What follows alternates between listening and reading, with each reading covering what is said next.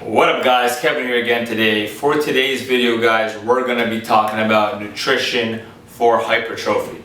Now if you haven't seen my last video, I'll post it right there or in a link down below. It was training for hypertrophy. So what you actually have to do to stimulate the muscle to be able to make it grow. Today's video guys, I'm going to give a couple tips of mine that I've used and I've had my own experience as well with to help you build the most amount of muscle and do it in the best quality type of way. Alright guys, so starting off with number one on the list is probably the most important, I believe, is your protein. Now, we obviously know that protein is very essential when it comes to building muscle. If you're not getting sufficient amount of protein, you're just not going to grow. I know people have said you don't need that much protein and carbohydrates can help supply it, but from my own experience and many others, you need to have at least a minimum amount of protein when it comes to building muscle. Alright guys, so for today's video, I'm going to keep it more for your average person that just wants to build muscle. I use 200 pounds as a starting number to keep it a little bit more simple. And I'm not going to the extreme of maximum or the minimalist. I'm going to do something that I believe the average person could be able to apply to their diet. So starting off with protein, like we said, is I believe anywhere from 1 to 1.5 times your body weight in grams of protein. So if you weigh 200 pounds, 1 times 200 would be 200 grams of protein per day. Up to 1.5, yes, that does seem pretty high. So 1.5 times 200 would be 300 grams of protein per day. Now I'm giving you a pretty big range here. 1.5 would be somebody who's probably aspiring to become a bodybuilder and really maximize the amount of muscle growth. 1 gram per body weight is somebody who's, I would say, wants to build muscle, but they're not an extremist, right? So the 1.5 is a little bit on the higher end, or I'm not going to talk about that too much. But I'm giving you a rough estimate and range, and also studies that have actually shown this, which I will actually link below. Okay, so protein sources, moving on to the second one, is going to be on my list for nutrition, is going to be whole foods. Now this has to do with protein, carbs, and fats, alright? I know a lot of people when they bulk, they tend to think it's a free-for-all, like a buffet, and they're just eating every single thing on their sight, which is completely stupid. I've done it, trust me, it's unnecessary. Even if you are a quote-unquote ectomorph, or somebody who has difficulty putting on muscle, just like I have been my whole life, you're just going to screw up your system in the sense of you're going to feel like crap. Like, yeah, you will definitely gain more weight, but you're going to feel like crap if you're eating junk food all the time.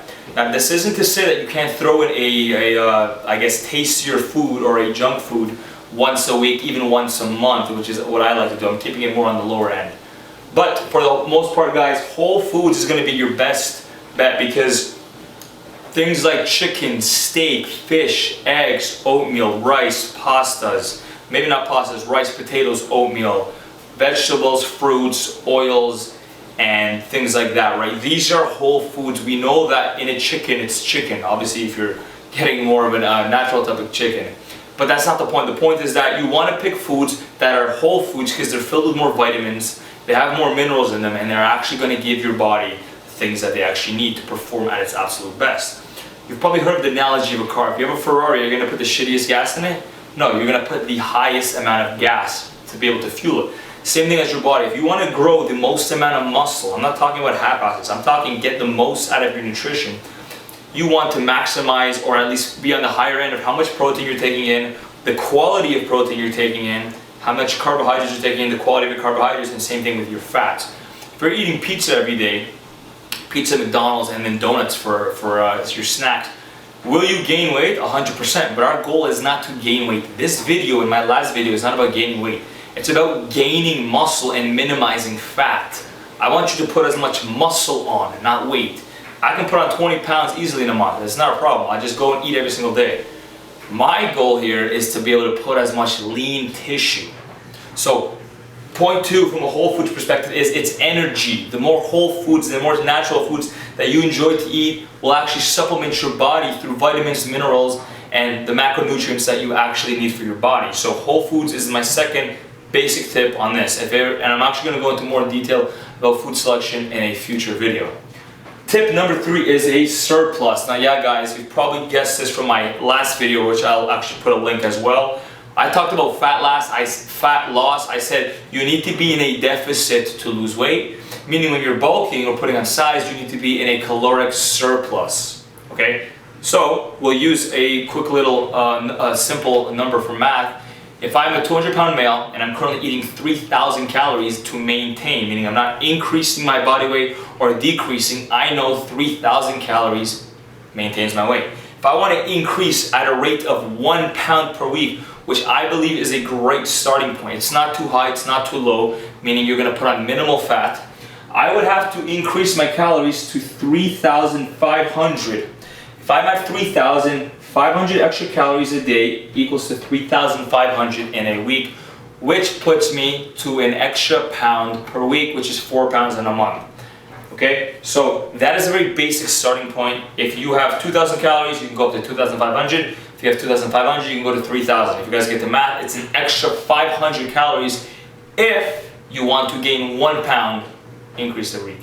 The numbers would change if you wanted to gain more than that, which is 2 pounds a week, and the number would change if you wanted to gain less than that, which would be half a pound. I'm not going to go into that right now. I'm trying to keep this basic.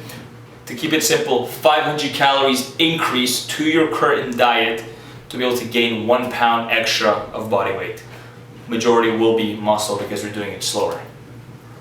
Next up, guys, is probably, I do believe it's very important. I wouldn't say it's the most important on the list, but nutrition timing, once again, to maximize hypertrophy for building muscle, is one of the more important things that I used to not look upon a lot in my previous years. So I decided to take time and time my meals specifically for my nutrition, for my training. So let's say you're someone who gets up in the morning.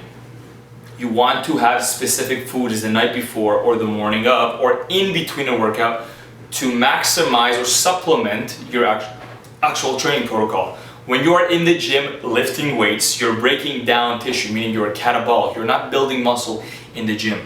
To maximize that, you want to have some type of carbohydrate source prior to going into the gym. Carbohydrates store glycogen, which is a fuel source of energy in the muscles to be able to actually exercise at your maximum potential, break down the tissue, and then timing again, you go home, you have another high protein and carbohydrate meal to restore the muscle to help recover it.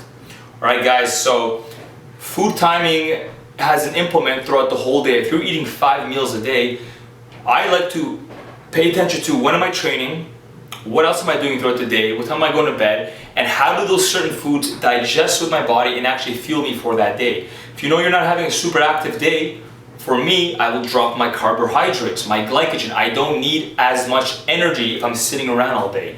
I will have more protein, more fats, which are basically less demanding in the body, and it'll actually help you use fat as fuel. On my days that I'm training super heavy, I'm going to time my carbohydrates pre-workout, post-workout, and probably a couple meals after to restore my glycogen stores, my muscle, as much as possible and to be able to fuel me for the next following day. Now remember guys, we're trying to build muscle here, so you're not restricting calories.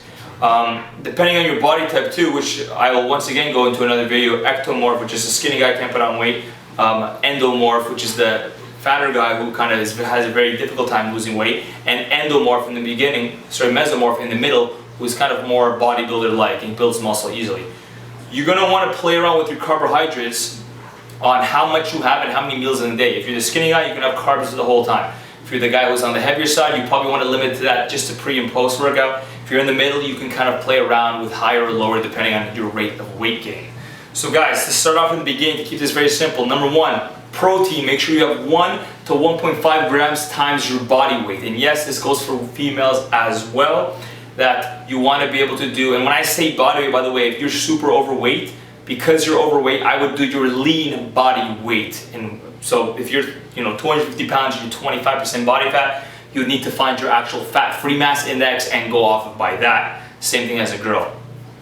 Part 2 we said is whole foods. Make sure you pick variety of whole foods. Chicken, turkey, steaks, eggs, that's your proteins, carbs, potatoes, rice, oatmeal, quinoa, lentils, those are your carbs. Fats, olive oils, I like to do whole eggs. You can do cheese, you can do avocado oil, nuts, that's your fats. Vegetables and fruits, very simple, try to keep them whole foods. Berries, I like to do watermelon and a lot of kale and spinach. Those are my simple foods. Number 3 on the list we have again is surplus. Make sure you are in an actual surplus. If at the end of that week you're not gaining weight, you're most likely not in a surplus. I don't care if you're eating a lot of food like everybody says, you're obviously not eating enough for your body. Your body is burning more than you're eating, so you must be in a surplus.